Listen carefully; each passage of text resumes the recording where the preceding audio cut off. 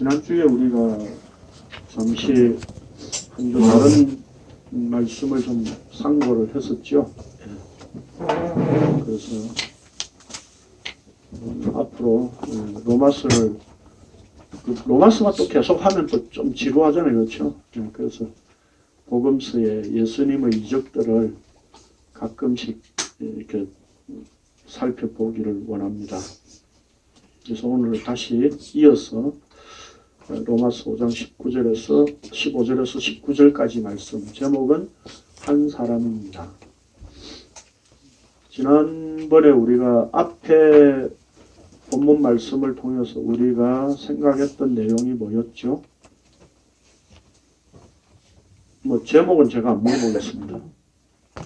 내용은 뭐였죠? 너무 오래됐죠? 예. 한 10년 전쯤 우리가 말씀을 나눴던 것 같은데, 아담이 오실 예수 그리스도의 표상이다. 그 표상이 뭐냐? 그 부분 우리가 생각을 했었죠. 네. 네, 한 번만 전에 출석하셨던 모양이지. 오늘 왜 이렇게 분위기가 이렇게 막 다 이렇게 처져 있고 막 죽어 있어요. 네. 우리가 다 죽은 존재라 그렇습니다. 예수님이 아담의 표상이라고 하는 의미는 뭐였습니까?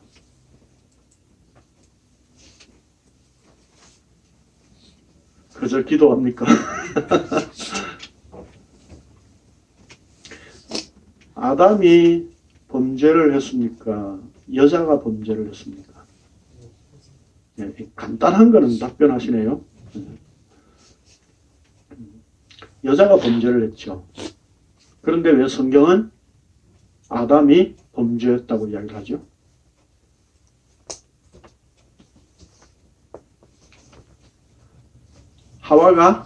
여자가 선악과를 먹은 것을 아담에게 주니까 아담이 아무 생각 없이 그냥 받아 먹은 겁니까? 뭔지도 묻지도 안 하고 따지지도 않고 보험 들듯이 그게 아니라 아담이 먹어준 거였죠. 먹을 수밖에 없었던 거였죠. 그렇죠? 그렇게 해서 아담을 통해서 사망이, 죄가 이 세상에 들어오는 통로가 된 거지요, 아담이. 그래서 죄가 세상에 들어왔고, 그 아담의 죄가 오늘날 우리에게 이렇게 유전되듯이 전해지는 게 아니라, 아담이 그 선악의 나무를 취함으로 말미암아서 사망에 이르는 그것 자체가 이미 모든 사람이 다 사망 아래 있다라고 하는 것으로 인해서 우리 역시 아담의 죄가 전가된 게 아니라 우리도 역시 그 에덴 동산 현장에 있었다면 선악과를 먹을 수밖에 없는 존재였다 이 말입니다. 그래서 우리가 죄 가운데 있다는 것에 대한 증거가 모든 사람이 다 죽음에 이른다라고 하는 것이죠. 그런데 실제 성경에서 말씀하고 있는 죽음은 어떤 겁니까? 생명의 하나님과 관계없는 상태가 되어버린 것. 그게 죽음이죠. 그 단절의 결과로 말미암아서 온 우리의 목숨이 끊어지는 죽음이 온다는 것이죠. 그래서 그러면 왜 하나님이 동산 중앙에 선악을 알게 하는 나무를 동산 중앙에 가장 잘 보이는 곳에 두셨을까 하는 겁니다. 만약에 그걸 먹지 않아야 되는 것이었다면 동산 제 구석에다가 아담과 하와가 잘 가지 않는 그런 동네에다 갖다 놔야 맞는 거잖아요. 그렇죠? 근데 중앙에 뒀다는 이야기는 뭡니까? 보고 먹으라는 겁니다. 그렇죠? 그걸 갈라디아서에서 바울이 뭐라고 이야기했죠? 우리를 죄 아래 사망 가운데 가두어 두심으로 말미암아 약속의 말씀을 성취하기 위함이다. 그렇게 표현했습니다. 결국 하나님께서 동산 중앙에 선악을 알게 하는 나무를, 생명나무를 선악을 알게 하는 나무로 동산 중앙에 두셨던 이유는 뭡니까? 이 사망을 통과한 생명을 누리게 하시기 위함이었다 이 말입니다. 이렇게 우리가 성경을 보고 나면 창세기의 그 1, 2, 3장에 대한 모든 질문들이 우리는 사라질 수밖에 없습니다. 그렇죠? 기독교라고 하는 교회에서 이렇게 복음을 설명하지 않으니까 계속 우리는 의문에 이렇게 꼬리를 물고 질문을 할 수밖에 없어요. 왜 선악과를 만들었느냐부터 시작해가지고 왜 동산 중앙에 두셨느냐, 또 먹을 때 좀 막았으면 좋지 않았느냐, 뭐 이런 어떤 질문들을 우리는 끊임없이 할 수밖에 없는 겁니다. 근데 사실은 그렇게 우리에게 그런 질문이 나온다는 것 자체가 뭡니까? 죄인이라고 하는 증거지요. 전에 말씀드렸듯이 가인이 아벨을 죽인 죄의 문제가 아니라 아벨을 죽이기 전에 이미 자기의 제사를 하나님이 용납하지 않았다는 것 때문에 하나님에 대한 불만이 먼저 있었다는 것이죠. 그렇죠? 그게 아벨을 살해한 결과로 나타났을 뿐이죠. 그러니까 인간은 끊임없이 하나님께 대한 불만, 하나님이 벗겨 놓은 것에 대한 불만 때문에 무화과나무로 옷을 만들어 입을 수밖에 없는 인간들의 죄성, 그게 바로 우리의 모습이라는 겁니다. 그 현장에 우리가 아담으로 존재하고 있었던 겁니다. 여러분들 기억에는 없지만 일단 교환을 좀 봅시다. 그래서 제가 먼저 설명을 좀 드렸는데 교환에서도 지난번에 우리 나누었던 말씀들을 조금 정리를 했습니다.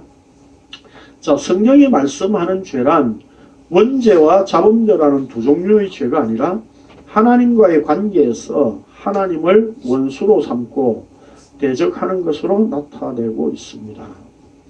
그 증거가 모든 사람이 다 죽음 아래 있다는 것이고, 그 죽음이란 생명이신 하나님과의 관계가 단절된 상태를 의미하는 것이며, 그 결과로 나타난 것이 바로 우리의 목숨이 끊어지는 죽음이라는 것입니다.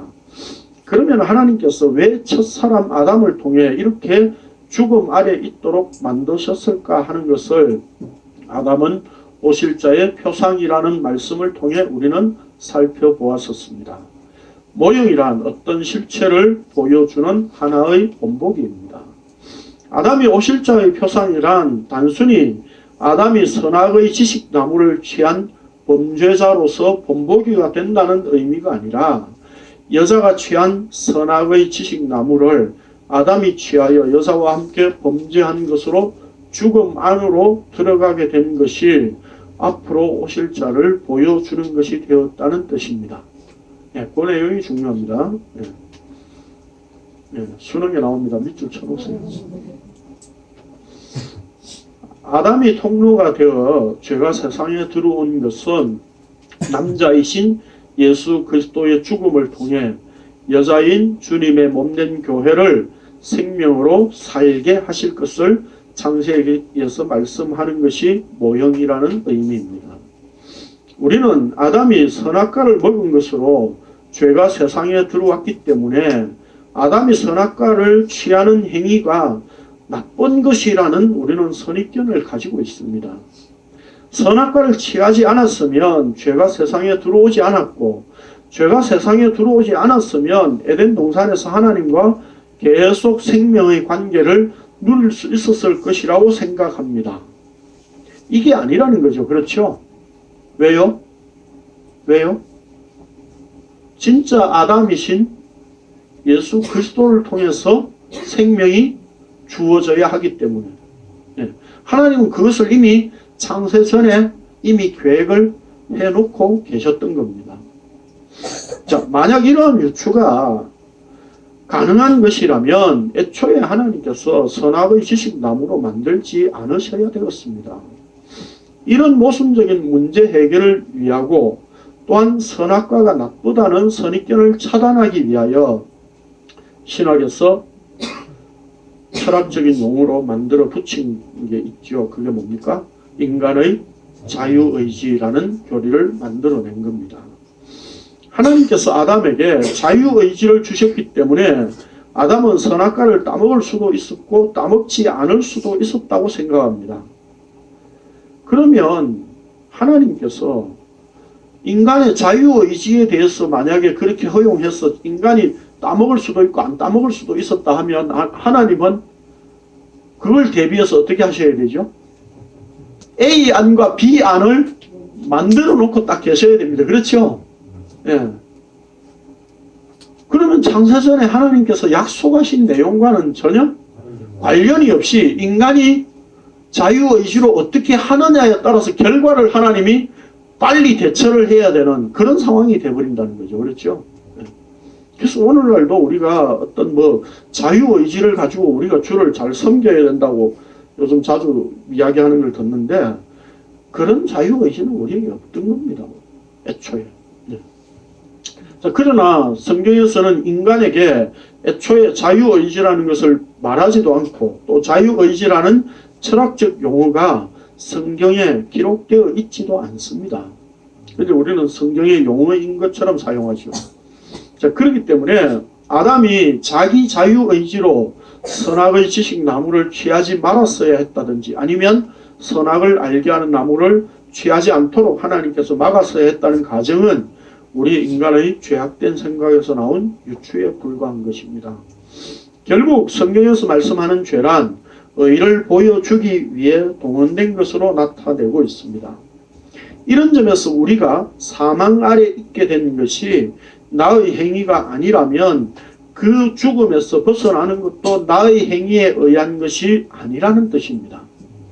이 점이 굉장히 중요하죠. 그렇죠? 그럼 결국 구원이라고 하는 것도 우리가 하나님을 찾아 나가는 것이 될 수 없다는 뜻입니다. 하나님께서 만드신 피조 세계를 죄 아래 가두어 두신 것은 예수 그리스도를 통해 생명을 주시기 위한 약속이라는 것입니다. 오늘 그래서 이게 지난주에 갈라디아서 3장 22절을 읽었었습니다. 그렇죠? 즉 사망을 통과하게 하신 목적은 예수 그리스도의 죽음이 자기 백성들에게 생명을 누리게 하신다는 것을 보여주시기 위함이었습니다.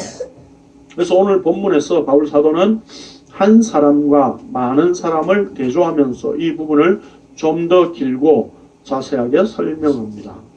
그러나 이 은사는 범죄와 같이 아니하니 곧 한 사람의 범죄를 인하여 많은 사람이 죽었은즉 더욱 하나님의 은혜와 또한 한 사람 예수 그리스도의 은혜로 말미암은 선물은 많은 사람에게 넘쳤느니라. 또 이 선물은 범죄한 한 사람으로 말미암은 것과 같이 아니하니 심판은 한 사람으로 말미암아 정죄에 이르렀으나 은사는 많은 범죄로 말미암아 의롭다 하심의 이름이니라. 이 은사는 무슨 흔히 우리가 생각하는 특별한 은사가 아니라 선물을 의미합니다. 우리는 1장 11절에서 신령한 은사를 바울이 로마 교회에 가서 나누어 주고 싶다 그랬잖아요. 그렇죠? 그 신령한 은사가 복음이라고 이미 그래서 살펴보았었습니다. 따라서 본문에서 이어서 밝히고 있는 것처럼 이 은사란 하나님의 은혜와 또한 한 사람 예수 그리스도의 은혜로 말미암은 선물이다. 이렇게 표현하고 있는 겁니다. 16절에서 은사는 많은 범죄로 말미암아 의롭다 하심의 이름이니라 라고 번역하였는데 사실 이 말씀을 번역대로 이해하자면 여러분 읽으면서 좀 이해가 불가하셨죠? 네. 많은 범죄로 말미암아 의롭게 된다고 생각할 수 있도록 딱 오해하기 좋게 그렇게 번역이 되어 있습니다. 그렇죠? 네. 다시 말해서 많은 범죄를 행하여 의롭게 되는 것으로 착각되게 만드는 번역입니다. 이 말씀을 다시 이해하기 쉽게 풀어서 말하자면 은사는 많은 범죄 후에 한 사람을 통하여 온다라고 하는 그런 뜻입니다. 네. 그러니까 여기 이 구절 번역된 대로 우리가 이해하면 범죄를 많이 지으면 지을수록 우리가 의롭게 된다. 그런 의미로 받아들여진다 이 말입니다. 이 구절이. 그게 아니라 은사는 많은 범죄 후에 한 사람을 통하여 온다라고 하는 뜻입니다. 아담이 선악의 지식 나무를 취한 것은 아담 개인에게 국한된 죄가 아니라 아담이 폭로가 되어 세상에 죄가 들어오게 되어 모든 사람이 죄인이 되었다는 것이고, 아담 이후에 모든 사람들은 그 아담 안에서 함께 선악과를 먹은 것이었습니다. 그 죄의 증거가 모든 사람이 사망 아래 거하게 되었다는 것입니다. 우리는 흔히 이 문제를 말하면 아담이 대표가 되어 범죄를 저질러 우리 모든 사람이 대표성의 원리에 의해 죄인이 되었다는 교리로 설명하는데, 사실 이것 때문에 그 아담이 대표로 범죄를 저질러서 그 대표 원리에 우리도 죄인이야 이렇게 교회에서 설명해 왔었다 이 말입니다. 그런데 우리가 거기에 대해서 저도 젊을 때 그런 불만이 있었지만 아담이 왜 대표였냐 이 말이죠. 대표를 처음부터 잘 뽑지. 예? 죄 안 지을 대표로. 그렇잖아요. 대표 선출을 잘못한 거잖아요. 그러면 그런 대표에 의해서 내가 죄인이 된다는 것 자체에 기분 나쁘더라고요. 그렇지 않습니까? 예. 교리가 이제 그렇게 설명하는 교리로 되어 있다는 거죠. 여기서 바울 사도가 전하는 말씀은 대표성의 원리가 아닙니다. 아담이 범죄한 것의 대표성 원리로 설명하기 때문에 우리의 구원이 이루어지는 것도 예수 그리스도의 대표성의 원리로 설명할 수밖에 없는데, 그래서 이런 모순이 생긴다는 겁니다. 이런 대표성의 교리로 설명하면 심각한 성경적 모순에 빠질 수밖에 없습니다. 왜냐하면 성경에서 말씀하는 구원이란 예수 그리스도의 십자가 죽음으로 이루어지는데, 그 죽음은 단순히 예수님께서 대표로 죽으신 죽음이 아니기 때문입니다.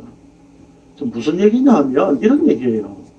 아담이 대표로 범죄를 저질러서 우리가 그 대표성의 원리에 의해서 죄인이 됐다면 예수님이 십자가에서 대표로 죽은 것으로 모든 사람이 다 구원받아야 맞는 거예요. 그러면 그게 대표성의 원리가 맞잖아요.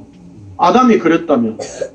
근데 예수님이 대표로 죽고 그 예수를 믿는 자들만 구원한다? 이건 대표가 아니잖아요. 대표가 아니에요. 그러니까 이게 교리적 심각한 문제를 가지고 있음에도 이런 어떤 기독교적인 설명을 마치 성경적인 것처럼 이제까지 설명해왔고 그렇게 우리는 또 받아들이고 있었다고요. 예수님이 십자가에 죽으신 것은 대표로 그냥 죽으신 게 아니에요.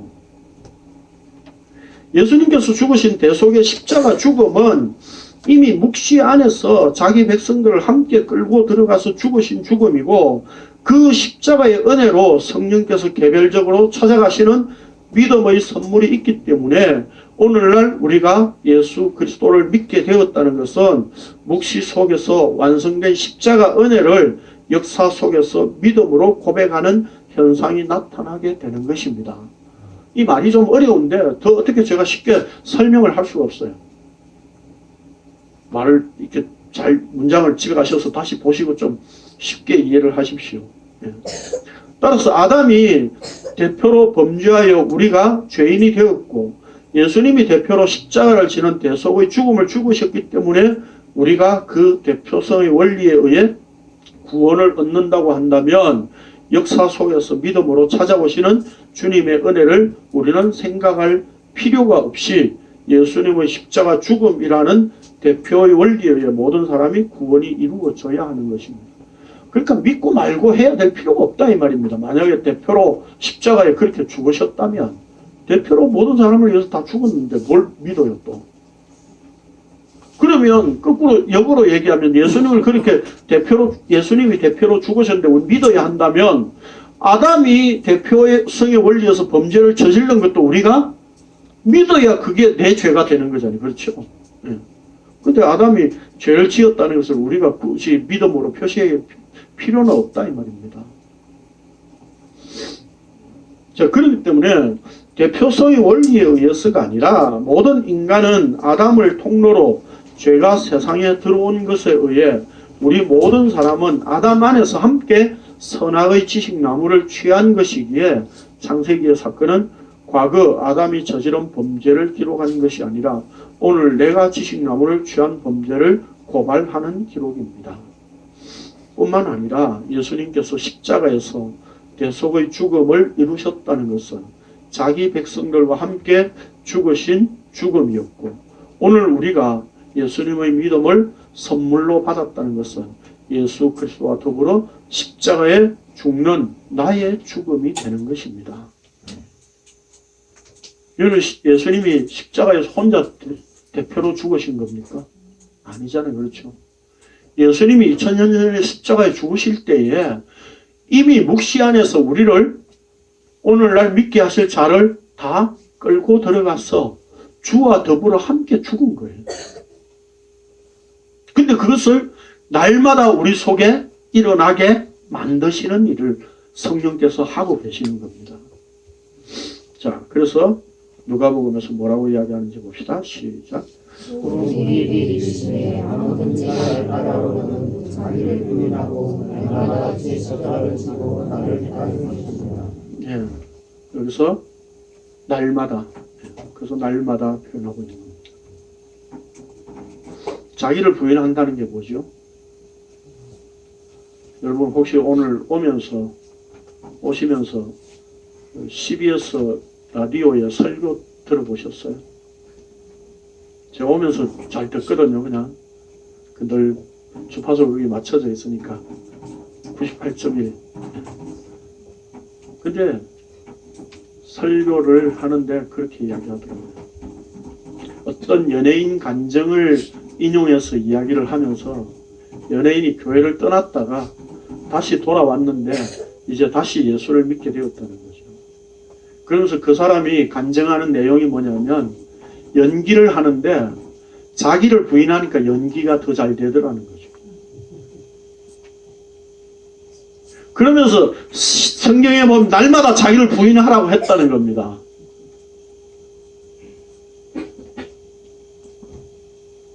이게 자기 부인으로 지금 생각하고 있는 거예요. 성경이 말하는 자기 부인은 뭡니까? 그 다음 십자가에서 밝혀주고 있잖아요. 날마다 자기를 부인하고 이게 끝 아니라 제 십자가를 지고 따르는 거예요. 무슨 얘기입니까? 십자가는 뭐예요? 지금 이 십자가라고 하는 것은 누가복음 9장에서 예수님이 지금 십자가를 말씀하셨을 때 이 십자가는 사실 무슨 십자가예요? 예?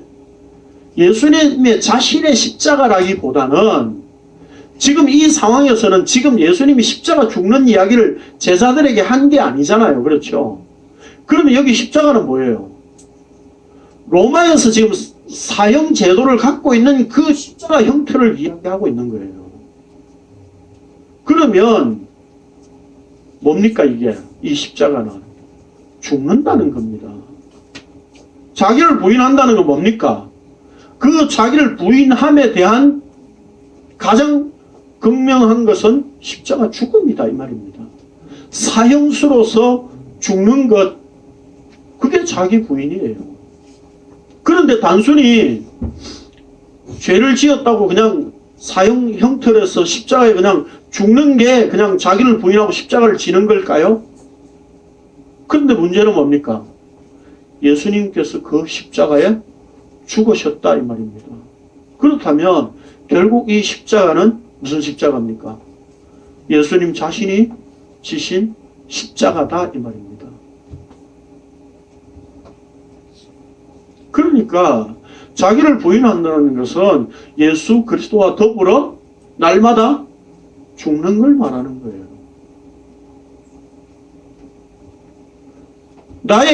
내가 가지고 있는 생각, 의지, 행동, 이 내 안에 있는 어떤 재료로도 영생을 취할 수 없습니다 라고 하는 그 자기 부인, 그래서 그것이 없어졌을 때 없어지는 그게 바로 예수님과 더불어 십자가에 죽는 거예요. 그러니까 주와 더불어 함께 십자가에 죽었다는 이야기는 내가 어떤 행위로도, 내 사고방식으로도, 내 행위로도, 내 어떤 것으로도 생명을 취할 수 있는 것이 못 됩니다 라고 하는 그 고백이어야 된다고요. 자기 성격을 부정하고 연기를 하니까 더 잘 되면 그게 자기 부인이 아니라 지금 자기를 더 지금 살리는 이야기잖아요. 자기를 더 잘 나가게 만드는 거잖아요. 아니 죽어야 된다니까요. 그냥 단순히 내 자신을 그냥 부인하는 게 아니라 나는 죽어야 옳습니다. 나는 죽은 존재입니다. 라고 고백할 수밖에 없는 상태여야 되는 거예요. 그래서 바울 사도도 날마다 죽노라 라고 선언하면서 우리에게 주어진 믿음이 어떻게 드러나는가를 참 많이 본 구절인데요. 또 봅시다. 이렇게 선포합니다. 시작. 내가 그리스도와 함께 십자가에 못 박혔나니 너는 너희들은 내가 사는 것이 아니요 오직 내 안에 그리스도께서 사시는 것이라. 이제 내가 육체 가운데 사는 것은 나를 사랑하사 나를 위하여 자기 자신을 버리신 하나님의 아들을 믿는 믿음 안에서 사는 것이다. 예, 내가 그리스도와 함께 십자가에 못 박혔다라고 선언하고 있습니다. 그래서 이제 자기는 바울 자신은 죽었다는 겁니다. 죽고 누가 산다고요? 예수 그리스도께서 자기 안에 사시는 겁니다. 이게 연합이에요. 이게 연합이에요. 이게 하나됨입니다. 그래서 이제 우리는 어떤 존재라고요? 바울과 똑같이 하나님의 아들의 믿음. 이것도 여기 아들의 믿음입니다. 이 소유격으로 되어 있어요. 아들을 믿는 믿음이 아니라 아들의 믿음이에요. 예수 그리스도의 믿음이다 이 말입니다. 그러므로 본문에서 바울 사도가 말하는 한 사람과 모든 사람의 대조에서 많은 사람이란 죄 아래 있는 모든 사람을 말하는 것이 아니라 묵시 안에서 십자가 죽음에 함께 참여하게 만드신 자기 백성을 지칭하는 말입니다. 즉 많은 사람이란 한 사람, 예수 그리스도 안에 속한 언약 백성으로서 한 사람입니다. 이게 서죠. 서가 아니라. 이제 바울은 한 사람 예수 그리스도에 의해 넘치게 주신 은혜를 이렇게 표현합니다. 한 사람의 범죄로 말미암아 사망이 그 한 사람을 통하여 왕노릇하였은즉 더욱 은혜와 의의 선물을 넘치게 받는 자들은 한 분 예수 그리스도를 통하여 생명 안에서 왕노릇하리로다.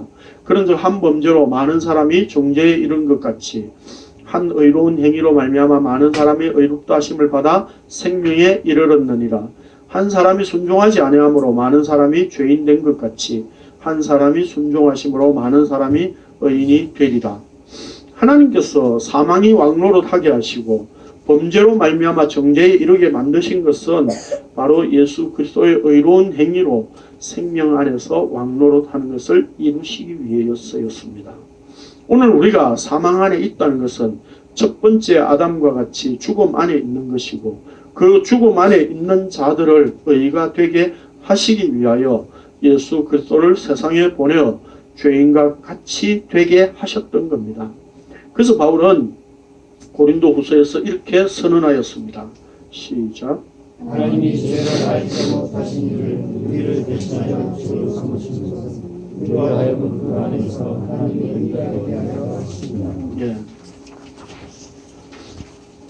죄인으로 삼으셨다 그랬죠.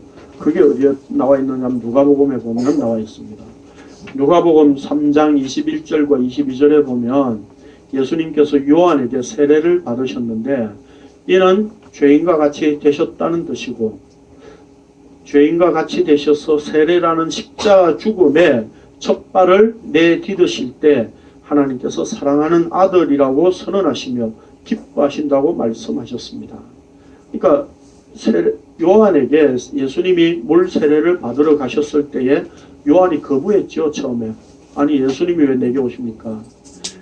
나도 너희들과 같이 죄인 되었다.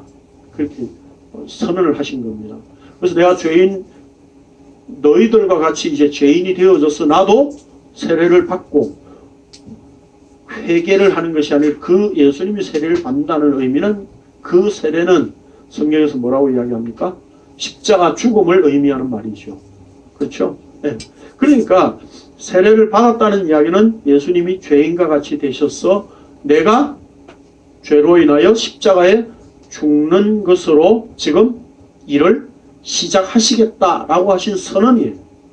그러니까 요한에게 세례를 받으시는 내용은 예수님이 십자가를 지겠다라고 하는 선언입니다. 예수님이 십자가를 지겠다고 하시니까 하나님이 이는 내 사랑하는 아들이요 내 기뻐하는 자라. 그러니까 하나님이 가장 기뻐하시는 것이 뭐라고요? 예수님이 십자가 지는 것이었다 이 말입니다. 그리고 누가는 바로 예수님의 족보를 소개하고 있는데 이 3장과 연결해가지고 바로 이 세례를 받은 장면 이후에 바로 이 족보를 연결해서 기록을 하고 있습니다. 그 족보의 시작과 끝을 보면 이렇게 기록하고 있습니다. 시작. 예수께서 가르치고 시작하실 때 30대쯤 되시니라. 사람들이 아는 대로 너희가 이르니 그들에게 이르는 이름이 그들이 예수시고 그들이 예수시고 그들은 아담이요 그들은 하나님이시니라. 예. 자, 예수님의 오심 그리고 십자가의 죽으심 그것을 위해 예수님께서 마지막 아담으로 이 땅에 오셨다는 것을 누가는 아담의 족보를 소개하면서 그 위를 하나님으로 나타내고 있는데 이는 단순히 아담 위가 하나님이라는 의미가 아닙니다. 이 족보를 누가가 소개하고 있는 것은 아담으로 시작하여 아담으로 끝내시는 이 역사를 하나님이 그 근원이 된다는 것을 보여주고 있는 족보예요.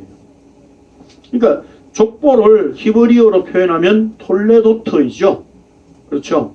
근데 이 톨레도트라고 하는 말을 가장 우리가 이해하기 쉽게 번역하는 말로 보면 뭐라고 말씀드렸습니까? 역사라는 거죠. 그렇죠? 그러면 하나님께서 예수 그리스도와 맺으신 창세전 언약을 아담으로 시작해서 아담으로 완성하시는 역사로 나타내고 있는 겁니다. 그것을 바울 사도는 고린도전서에서 부활의 관점에서 이렇게 나타내고 있습니다. 시작.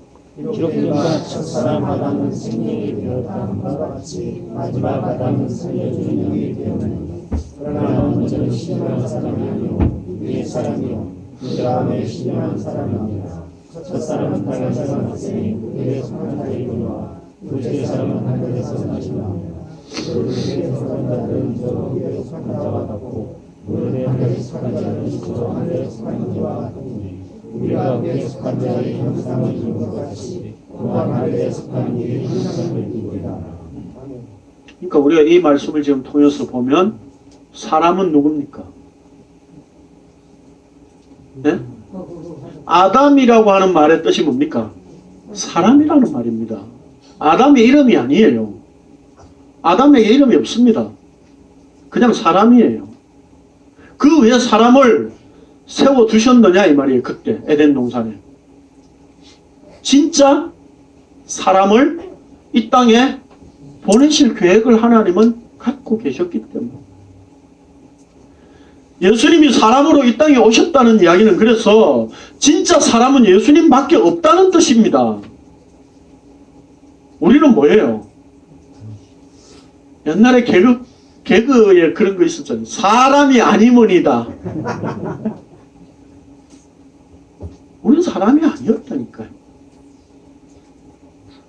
예수님이 사람으로 오셔서 그분이 십자가를 지시고 죄 없는 분이 십자가의 대속의 죽음을 이루어내셨다는 것은 진짜 사람이 해야 할 일을 십자가를 통해서 우리에게 보여주셨던 겁니다.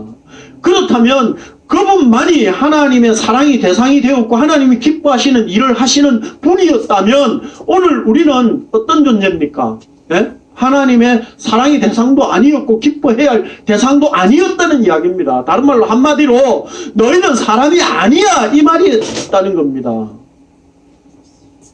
근데 우리는 왜 자꾸 사람으로 생각을 해요? 인간이 말이야 그러면 안 되는데 이러고 말이죠. 네? 사람이 아닙니다. 사람이 아니라는 말은 무슨 말이냐면 진짜 사람이신 분과 대조해서 봤을 때에 진짜 사람의 모습이 있어야 사람이다 이 말입니다. 그런데 우리 중에 누가 십자가에 그렇게 대속의 죽음을 죽을 자가 있었습니까?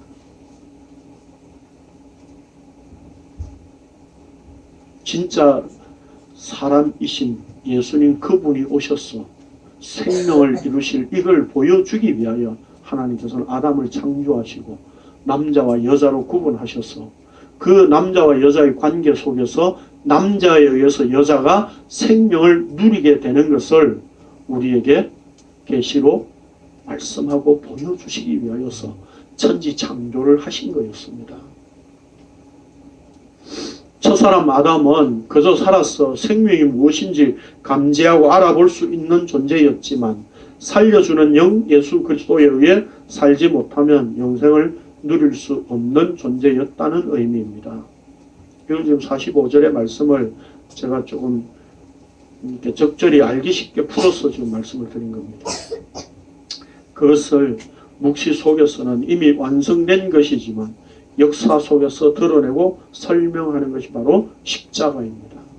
그러므로 선악의 지식나무를 동산 중앙에 두셔서 아담으로 하여금 죄를 짓도록 조장하신, 이게 앞에 하나님이 빠졌네요. 하나님은 선악의 지식나무를 동산 중앙에 두셔서 아담으로 하여금 죄를 짓도록 조장하신 죄의 조장자가 아닙니다. 생명을 주시는 언약을 위하여 죽음을 통과하게 하심으로 그 최종적인 죽음을 예수 그리스도께서 십자가로 완성하셔서 부활하심으로 새로운 부활의 세계에서 생명으로 살게 하시는 은혜를 베푸시는 것입니다. 그러니까 이제 우리가 예수 그리스도의 믿음 안에 들어왔다는 이야기는 뭡니까? 이제 우리는 죽음과 상관없는 존재가 된 거예요. 예수 그리스도와 더불어 십자가에 죽었기 때문에 이제 죽음과 상관없는 존재가 된 거예요. 그 영혼 안에 이제 예수 그리스도 안에 이제 흡수되어져서 연합되어져서 하나가 되었다니까요. 그게 구원이에요. 근데 무슨 1년에 한 번씩 부활절 해가지고 말이죠. 삶은 계란 까먹어가면서 우리도 이제 살아날 거야. 그런 부활을 성경에서는 이야기하고 있지 않습니다. 성경에서 말씀하고 있는 부활은 살아있는 생명 자체를 부활로 이야기한다니까요. 죽었다가 살아나는 걸 부활로 설명하는 게 아니에요. 살아있는 생명 자체를 부활로 설명한다니까요. 그게 부활이에요. 근데 우리도 이제 앞으로 살아날 거야 이러면서 계란 까먹어가면서 감사헌금 드리면 그게 부활절 참여된 거 앞으로 우리가 부활될 겁니까? 그것과는 전혀 관계없는 이야기입니다. 그래서 우리는 사실 이 창세기를 가지고 첫 번째 아담과 두 번째 아담, 마지막 아담 예수 그리스도를 자꾸 설명할 때에 어떤 분들은 자꾸 이렇게 모델하우스로 설명하더라고요. 저는 그것도 안 맞다고 봅니다. 첫 번째 아담 모델하우스로서 이제 진짜 집이 아파트가 지어져서 들어가면 그 모델하우스 필요 없다는 거죠. 진짜 필요 없는 겁니까? 아니잖아요. 필요 없는 게 아니잖아요. 그 모델하우스 부셔야 되는 게 아니라니까요.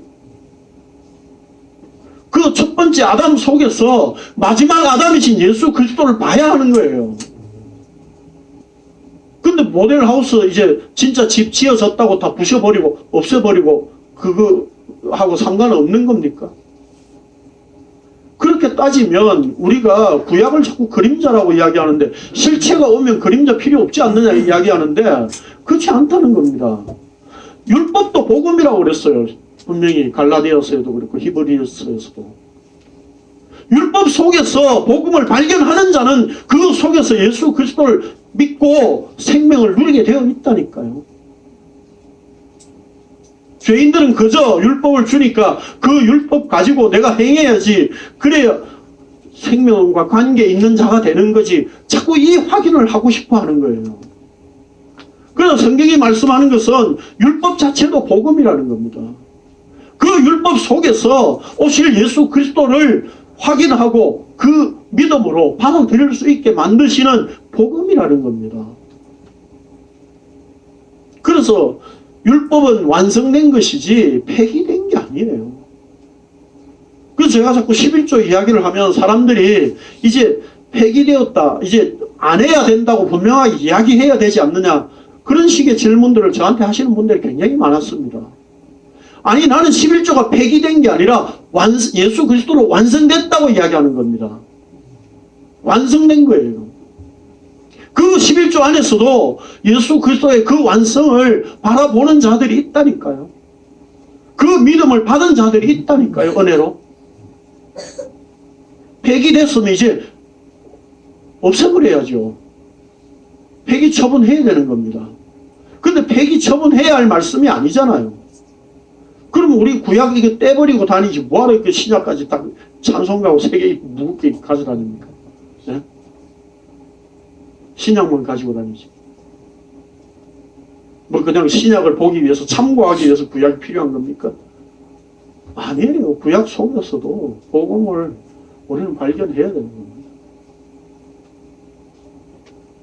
그래서 결국 아담이라고 하는 존재는 바로 그 마지막 아담을 보여주는, 그래서 모형이라고, 본복이라고 얘기하고 있는 겁니다. 근데 이제 우리는 첫 번째 아담 필요 없는 겁니까? 그 첫 번째 아담이 죄를 들어오게 한 것 때문에 이 십자가 은혜라고 하는 의가 우리에게 주어질 수 있었던 겁니다. 그 은혜를 보여주시기 위하여.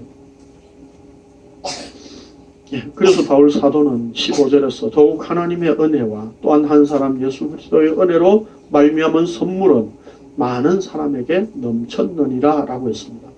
다음 주에 또 볼 말씀이지만 20절에도 보면 죄가 더한 곳에 은혜가 더욱 넘쳤나니 라고 했습니다. 그러니까 하나님께서 죄가 세상에 아담을 통로로 해서 들어오게 만드신 이유가 뭡니까? 은혜가 더욱 넘쳐나게 하는 것을 확인하라는 겁니다. 그거 믿음으로 받아들이라는 겁니다. 그게 내 속에 인정되어져야 된다는 겁니다. 성도는 그래서 죄 가운데서 좌절하고 실패한 것으로 낙심하는 자가 아니라 더욱 넘친 은혜에 의해 예수 그리스도의 믿음으로 감사하는 자입니다. 그 감사로 사는 자입니다. 기도하겠습니다. 그러하신 주님 감사를 드립니다. 오늘 우리는 이 십자가 은혜를 얼마나 더욱 넘친 은혜로 받고 있는지요. 그저 지식으로 성경에서 이야기하고 있으니까 내가 배워서 아는 십자가가 아니라 죄를 집어넣어서 하나님의 의를 보여주시려고 하는 그 하나님의 일하심을 오늘 우리가 확인하면 확인할수록 예수 그리스도를 통해서 주어지는 더욱 넘치는 은혜 때문에 오늘 우리를 죄 가운데 가두어 두시고 심판 아래 두셨던 하나님의 은혜를 생각하니 참으로 죄 가운데 있는 것이 불평불만이 아니라 오히려 이 죄 가운데서 십자가의 은혜를 날마다 확인할 수 있는 감사가 넘치게 하시니 오늘도 십자가의 피로 인하여 주를 찬양할 수밖에 없나이다. 어떤 경우에든지 어떤 삶의 형편에든지 나 자신을 바라보면 희망이 없지만 내 속에 임하신 그 예수 그리스도로 인하여 하나 되게 만드신 이 놀라운 은혜를 내 속에 또 새기고 새김으로 주님 오실 때까지 이 은혜를 내 쪽에서도 계속 붙들고 믿음으로 갈 수 있도록 저희들을 인도하시고 주장하여 주옵소서. 예수님의 이름으로 기도드립니다. 아멘. 수고하셨습니다.